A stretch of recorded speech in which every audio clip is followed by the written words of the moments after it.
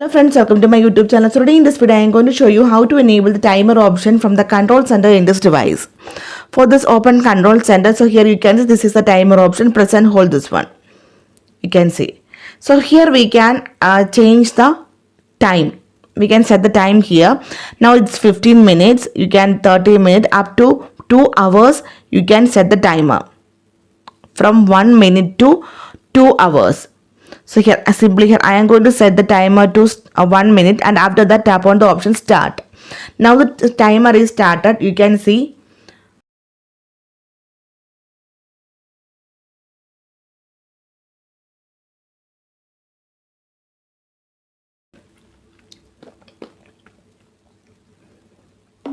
Yeah, you can see. You can stop it.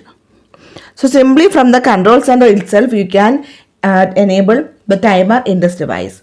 So hope you guys enjoy this video. Thank you for watching. Thank you. Bye bye.